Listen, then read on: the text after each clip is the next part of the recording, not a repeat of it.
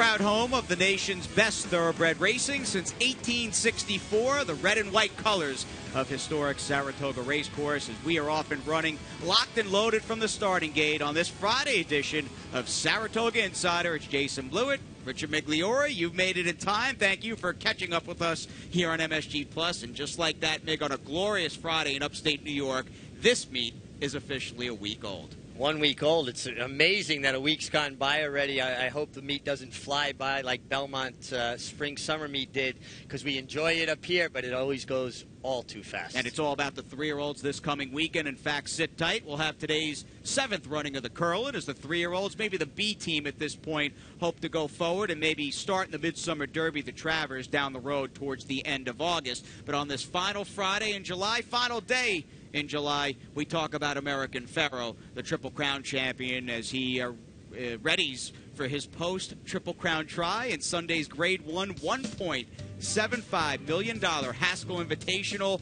All of New Jersey, all the game of buzz, and it's great to see. Oh, it's great to see. I saw pictures from this morning, people out to watch him gallop, people coming out in droves to watch him school. If you can get that kind of excitement level at Monmouth Park, what do you think Saratoga would look like, even in the mornings for his workouts? Please, please, if the Zayats are listening, watching, if you're out there, bring your champion to Saratoga, because this is where he'll be most appreciated. And you see how far thoroughbred racing has come in the 21st century regarding technology and even the popularity and advent of social media. American Pharoah with the PH all over the place. Pharoah Fest alive and well down on the Jersey Shore. And it is pretty cool hopping on whatever you have, Twitter, Facebook, and just seeing post after post regarding the Triple Crown winner. No, it's funny. I get up in the morning, I go to have my coffee, I start getting ready for work, and then I'll check Twitter, and it was already all over Twitter. Actually, and Scott Hazelton, a good buddy of mine, actually tweeting pictures of him, so he must be down there covering the Haskell. Good for him.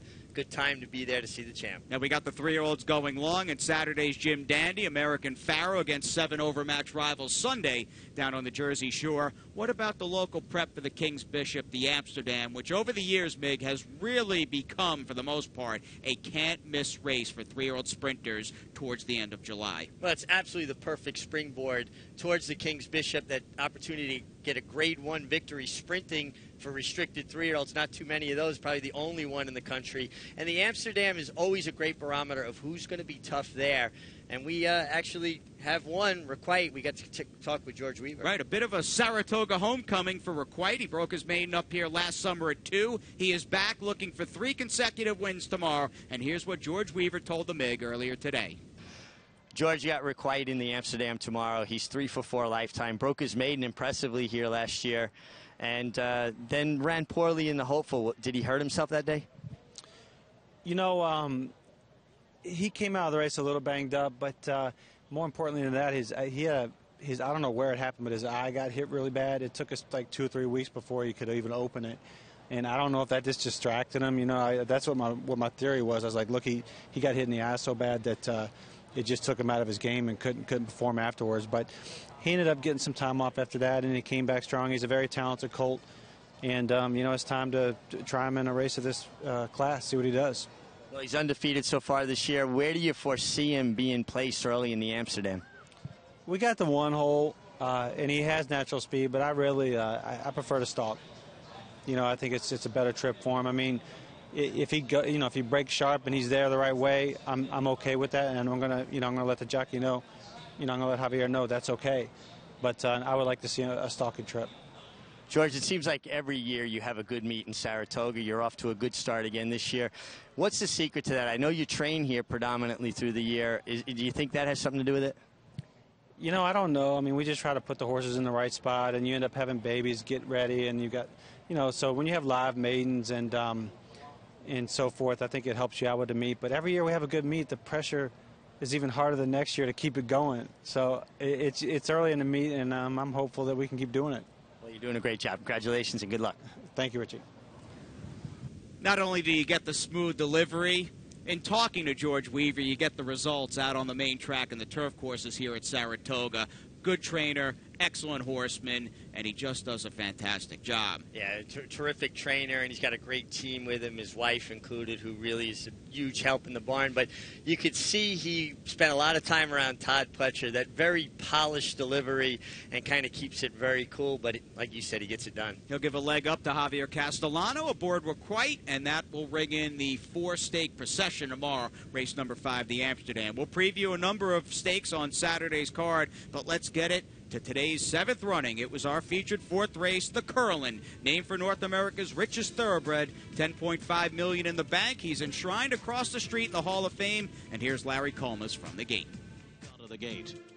Battle Midway goes out to the front. Stanford now moves up alongside and takes over. And Tecton is right to the outside of Stanford into the first turn. Smart Transition is running in 4th position, 3 lengths off the lead. And it's a gap of another 8 lengths back to Unrivaled, who's catching up to King of New York at the back of the field after just walking out of the gate.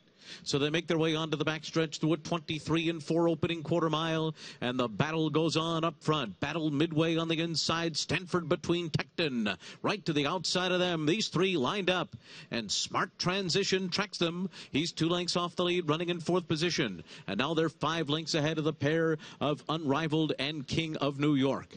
So they continue their run up the backstretch. Battle Midway, Stanford and Tecton, and they race across the track through a 47 and 3/2 mile. And Smart Transition keeps that trio within his sights. He's just off them, running in 4th position as they move into the far turn. And now Stanford and Tecton are together on the lead, and Smart Transition is taken 3rd. Battle Midway back to 4th, but trying to keep on going on the far turn. Then it's King of New York and Unrivaled. It is Stanford and Tecton, and these two have run 3/4 and 1/12 flat, and they'll come to the quarter pole in the Curlin side by side. And Smart Transition and King of New York are coming up on the outside of them, and they're into the stretch. Stanford on the outside comes Tecton. King of New York in the middle of the track, and Smart Transition down toward the inside. Battle Midway is 5th. Here is Smart Transition. Smart Transition has taken the lead under Junior Alvarado, and he is pulling away. And Smart Transition is sharp in the Curlin. And then it was Tecton, King of New York, and Battle Midway. Big late run, polished effort for the most part in his Saratoga debut. Good-looking colt by Smart Strike. And a horse that looked like he could really move forward off that 4th place finish in the Dwyer. I think it points out that the Dwyer was a quality race, but I think he was waiting for 2 turns. And I think what we're seeing too is John Sheriff's barn coming to life. Second win of the meet, had pulling G's a few days ago, was disqualified in yesterday's 9th with Fresh Feline. The story is, though, that John Sheriff's horses are showing up, and of course he was with the MIG after showing up in the winner's circle. John, you had to be real happy with that run from Smart Transition. Do you go on to the Travers from here if he comes out of it well? You know, I'm going to talk to Mrs. Etcher about that, and we'll make a decision next week. But I was very pleased with the race of Smart Transitions. He ran really well in the Dwyer. It looks like he's more suited to 2 turns, though. Would you agree with that? Yeah, absolutely. You know, we're waiting to come to Saratoga where we have opportunity to go 2 turns. Yeah, Belmont, it appeared like your horses were rounding into form, but you've really gotten off to a big start here at Saratoga. Do you see your stable kind of coming alive? You know, I do, and, you know, they probably needed races. They'd run hard at Santa Anita, so we gave them a little bit of a break. And then, you know, the 2-turn thing is really big for a lot of horses. Well, John, it's great to have you here. Welcome addition. Congratulations. Thank you. Colt by Smart Strike, who you may recall. And it's nice how these things sometimes work out. He was the sire of the mighty Curlin, who's in the Hall of Fame, and what a racehorse during his racing career. He was a tremendous racehorse, and they tried to take on all challenges. To think what he did breaking his maiden as a 3-year-old and then going on to run as well as he did in all 3 Triple Crown races, ultimately winning the Preakness. But the horse's name was Smart Transition.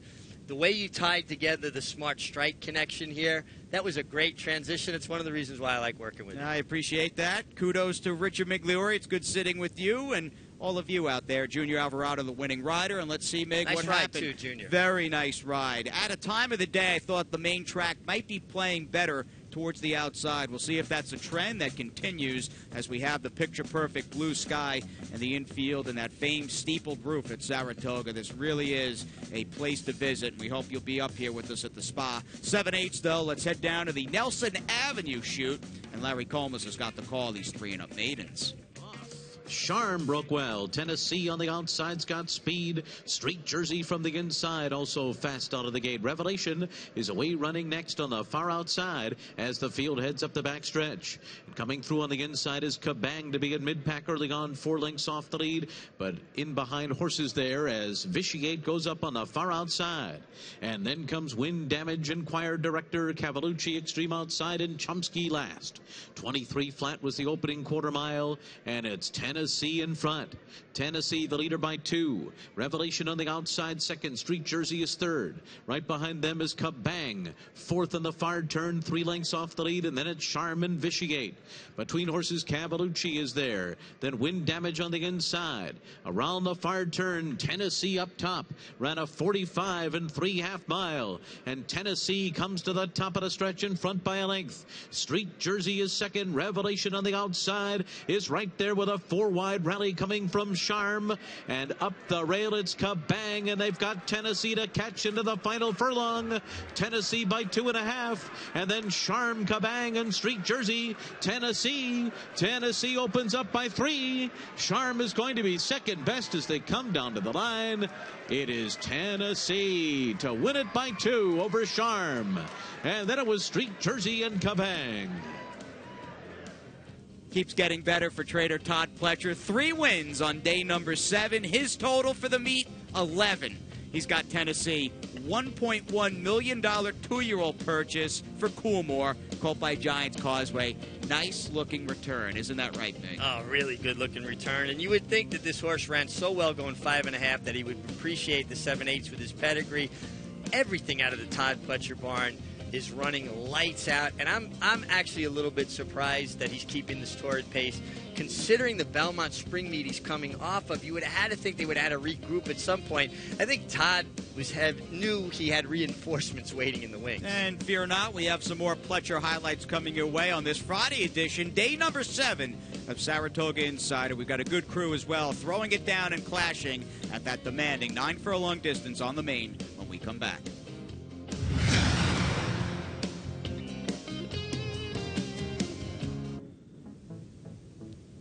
Up close and personal with thoroughbred racing stars at Saratoga, the horses, the jockeys, and we hope to have you with us here tomorrow afternoon on Saturday, August 1st. You can get all the jockey autographs that you want when you think about the colony and the fact that PDJF Awareness Day is all about the permanently disabled jockeys fund. It's a no-brainer. This is a match made in heaven and the place to have it. Absolutely. And you know, the jockeys are revered here. They're accessible. They're walking through the crowd. And as you saw there, Junior Alvarado stopping to give a little girl his autograph. And the jockeys like it. They like that interaction with the fans. It's one of the great points of Saratoga. And we've got the jockey foot race tomorrow. And you got an opportunity to help support over 60 young men and women that are permanently disabled from racing accidents tomorrow. And I urge you to do so. They really are the true heroes of our game. All right, it's good to see the game taking care of their own and giving back to their own, and we'll see you out here with an 11-race card that begins at 1 p.m. As we throw it to the 9th, Mig, would you say Luis Saez in the foot race is your morning line favorite? I think he's an overwhelming favorite, considering that Manny Franco, his closest competition, will be a late scratch. You heard it here first. Late scratch. We'll get Manny Franco with us back on Wednesday. We've got Larry upstairs, though, and he'll take us through under the wire for the first time in Friday's 9th. Big Louie clears from that far outside post and opens up early to lead by 2 into the turn. Cousin Stephen running a bit wide there in second position. Matterhorn is third to the inside. Then it's Our Caravan, who's 4 lengths off the lead early on. Break of another 2 lengths more, and they're being followed on that turn by Touch of Star Quality and Catholic Cowboy to the outside. So they make their way to the backstretch, and Big Louie's in front. 23 and 4 was the first quarter. The lead is 1.5 lengths. Cousin Stephen is running in second up the backstretch. Matterhorn is third, right alongside of Our Caravan. Our Caravan Caravan is now 2 lengths off the lead, running fourth over Touch of Star Quality and Catholic Cowboy. Last of them all, 4.5 lengths off of front-running Big Louie, who went 47 and 3 for the first half mile. And Big Louie leads by a length. Cousin Stephen is second as they make their way into the turn. And then it's Matterhorn on the inside, Our Caravan and Touch of Star Quality. Catholic Cowboy continues to race at the back as Big Louie rolls along into the far turn. Big Louie on top, 3/4 of a length over Our Caravan. 3/4 went in 1:11 and 1. And now Our Caravan runs up alongside of Big Louie, and Our Caravan has taken the lead. And here comes Matterhorn and Catholic Cowboy, who's floated to the far outside. And then it's Touch of Star Quality into the final furlong. And here's Matterhorn. Matterhorn on the far outside. Our Caravan, Touch of Star Quality has come through at the rail. It's Matterhorn in front. Touch of Star Quality. Our Caravan, Matterhorn has the lead down to the line. And it's Matterhorn by 3. Touch of Star Quality second, Our Caravan third, and then a photo between Big Louie. And here is the Todd Pletcher hat trick, the last of the 3 Pletcher winners. Matterhorn coming off a sharp win in the slop down state at Belmont. I guess he can stay the 2 turns at 9 furlongs. Yeah, Matterhorn, they thought a lot of him early on in life. He ran in the Peter Pan. He ran back in the Belmont. Well, he's putting it together now as a 4-year-old. Javier Castellano rode this horse like he was on a mission to just wash the sins of the world away, the way he finished on this horse. I think he was a little bit aggravated from the DQ earlier in the day, and things hasn't been going smoothly for Javier, but it's a long meet, and we know he'll get on track. That win might be the one that does it. 4-year-old son of Tappet in victory. Not a bad effort from the runner-up, who showed up with an okay effort, Touch of Star Quality. And we'll look at that DQ and a few other races on this day number 7 program as we send it back upstairs to Larry C. for the calls of 5, 6, 8, and 10. Comes off the turn in front by 2. Tradesman is second. All Rise is third. Securities is moving on the far outside. Indian Trail is there too, but it's still Gangster. Gangster into the final 16th, and he's got a 4-length lead. And then it's Securities, Indian Trail, and All Rise. Gangster stole this one. He won it by 5. Then it was Indian Trail, Securities, and All Rise. Far outside and they're into the stretch. And it's Hayarot in front. Global Strike is second. Prado Olay to the inside. The Big Hoss is in the middle of the course. Global Strike has taken the lead. Javier Castellano and Global Strike to the front. The Big Hoss closing on the outside of Hayarot and Prado Olay, and I'll call Global Strike comes home a winner over the Big Hoss. Hayarot held third, and Prado Olay was fourth. Yes, I'm Lucky is sixth. Then Wild Mongolian, Brickyard Kitten, and they're coming to the top of the stretch. And on the inside, it's Pure Sensation. Pure Sensation trying to get another furlong. On the outside is Night Officer in second. Pure Sensation getting away. Pure Sensation by 3 from Night Officer. Stormy Rocket. And then comes Bye Bye Burning, and Yes, I'm Lucky, and they're coming down to the line. And it's Pure Sensation. Very close for second. Maybe Stormy Rocket in a photo with Night Officer. Far outside, they're into the stretch. And here comes Diva Express on the outside of Hardcore. Diva Express and Hardcore come into the final furlong together. And then it's ZZ Zoom Zoom and Sudastada. It is Diva Express in front close to home. Diva Express from ZZ Zoom Zoom. Diva Express and Julian Le Parou have won it by 3. And then it was ZZ Zoom Zoom Hardcore and Mayflower. Mark Cassidy getting on the board. Day 7, first win. Trainer I know you have a long history with, and he in fact was the last piece in a non-hit pick 6, and the carryover is $309,000. What do you like about Mark Cassidy? I like everything about him. I like him obviously as a person. He and I have been good friends for a long time, but he's always had a great eye for a young horse. He can scout out young talent, and he knows how to develop that talent. He's gotten big now, and it's fun to see his son Norman as his assistant trainer. I remember holding him as a baby. So time marches on, but good to see Mark Cassidy in the winner's circle, and Julian Le Parou as well. Yeah, no kidding, from that inside post. So $309,000, the triple carryover. It should be a fun Saturday sequence. Isn't that right, Cappy? As you've got the binoculars out, we backtrack big, race number 6, and you can walk us through the disqualification of the 5 Global Strike in the yellow cap as he will veer in on the 8-horse Hayarot. Yeah, he's going by hair out here, and he is going to kind of come in and shave him, and you're going to see he's going to steady and alter course, although he still had room inside of him. Now, to me, I can understand why people would gripe about this number coming down, but I think the stewards have made a statement that they want the riding to be cleaner. They've been taking horses down consistently, and I think this call is consistent with what they've been doing. And if this is how the riding's going to be, you guys got to know we're going to expect more from you. You can see he did come over some. I don't think a great deal, but again, it's consistent with the way they've been calling things. And if they continue to call it like this, and this is calling it tight, nobody can gripe. Everybody knows what it is. The riders know what it is. The public knows what it is. And so do the trainers. And this is basically a warning to the jocks. Keep them straight. Better keep a straight path. You better hold the line. So there's been some drama regarding stewards' inquiries over the first week of the meet. We'll see if that's a trend that continues tomorrow afternoon. We know we'll get some top riding. And a couple guys, in fact, walked away with a riding double today. Yeah, I read Ortiz. He got on track. He's starting to get his mojo going, Jose Ortiz. But the man, to me, just keep an eye on him, Johnny Velasquez. He's on a mission. And I like him kind of making a statement. I want to root for you guys at a little advanced age on them. He's the icon, the five-star general, the man that leads by example in the Saratoga Jockey Colony. Joel Rosario picked up a couple wins and actually scored both those victories for Christophe Camado out of two-bagger today. Yeah, nice day by Christophe, another great horseman.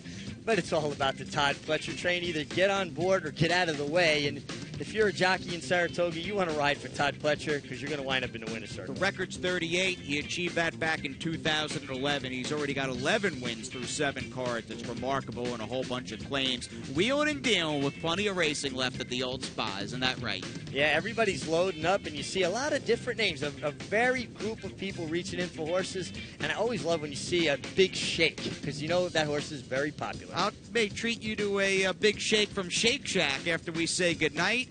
It's a little bittersweet every night, but you know what? We have got one segment remaining. We'll make it a good one when we come back.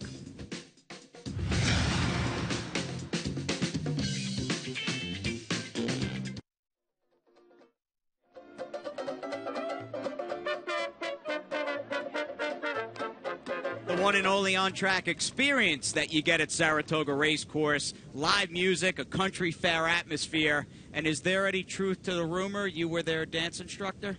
Well, I actually was in the same class with them, but I just wasn't as good. I got kicked out. All right. Well, there you go. You learn something new every day. We'll see some dancing and a Colt by Spitestown strutting his stuff here tomorrow afternoon. And this could be, he's already had the coming out party, Rockfall. It was the day before the Belmont in the True North. But this is a horse who, with the big win in the Vanderbilt tomorrow, could be the nation's leading sprinter. Yeah, I think he has an opportunity to step up and take control of this division. He's put together 2 back-to-back killer efforts, 109 buyer, 110 buyer. He's fast. He can rate just off the pace. He may have to because he's going to get some serious heat from the 7-horse favorite tail. And how about a snowy Tom Fool down at the Big A? I think this was the Gotham undercard on March 7th. Indeed it was. And this sprinter, he's one of my favorite horses. He just hits so hard. Saludos, amigos. He tries every time. If you put a line through his Dubai trip in the Golden Shaheen, it would look even more impressive. Came back well in the Mr. Prospector. And he's like a fine bottle of champagne. He just keeps getting better and better. All right, let's move on to the big beast, the 4-year-old, or now 4-year-old for Tony Dutrow, who last summer had his finest moment at the Spa, winning the Grade 1 King's Bishop. He's 2 for 2 in Saratoga. Never discount what that means. When horses like the Spa, he's drawn towards the outside, favorite tail will clear, and he's a horse that wants to run outside. And I think he's going to get that kind of trip. All right, we've got the tractor going outside. In fact, nearly in the studio. There they go. We can move on to race number 9. And again, a $500,000 guaranteed late pick 4. Frosted, the Wood winner, who has not raced since chasing American Pharoah home in the Belmont. Yeah, and I think Frosted's going to get a real good trip. We're going to have some scratches. Horses going down to Monmouth for the Haskell.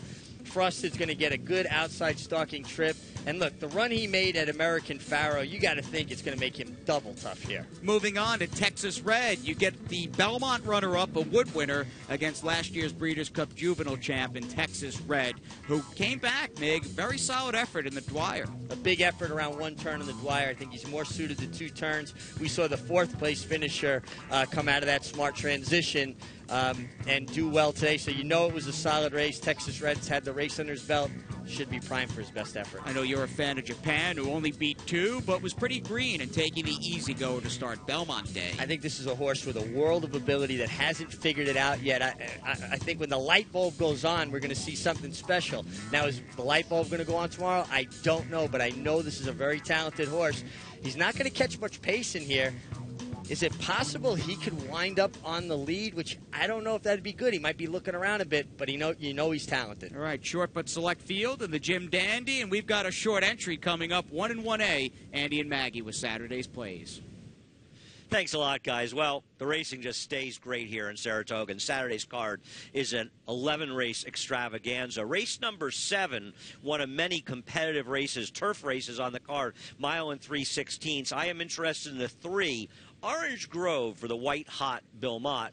Maybe he's cooled off a little in week number 2, but he's still got plenty of bullets to fire. And Orange Grove ran well first time in this country for Bill Mott and Team Valor down at Keeneland. Comes up to Belmont, got in an utterly paceless race where they basically merry-go-round around the racetrack. And Orange Grove had a tough outside post at a mile and 16th on the inner, was wide pretty much every step of the way. Compromised by the pace, but also what seems to have been missed in the chart was completely blocked in the stretch. We've already seen one horse that was compromised by that pace, Bigger Picture, come back and win. I'm hoping we see another one in Orange Grove win the 7th race on Saturday, and hopefully a fair price as we head out to Maggie. Thanks, Andy. Well, a bit of deja vu here for me, as it was about a year ago that I saw a very good-looking 2-year-old for trainer George Weaver that I gave out on Saratoga Insider, and he goes by the name of Requite. Now, going back to that hopeful race, which was only the second start of his career, I sensed that something went amiss with him. If you watch him down the lane, his stride just got shorter, so you see a big gap in his races, and George brought him back over the springtime/summertime at Gulfstream Park, and he's done nothing but win so far in his 2 races back. And I thought last time out he was pretty impressive in that he beat the eventual winner of the Carryback Stakes in Grand Billy. So I think Requite is primed and ready for a big performance back here at Saratoga, in which he broke his maiden first time out, and he'll be my paddock insider for tomorrow's card in the Amsterdam. It's all Requite for me, guys. Back to you. Few things in life, like a Saturday at Saratoga. Study up for that $300,000 pick 6, the late pick 4 stakes, and of course the Saturday edition of this show with the Mig and I. Have a great night.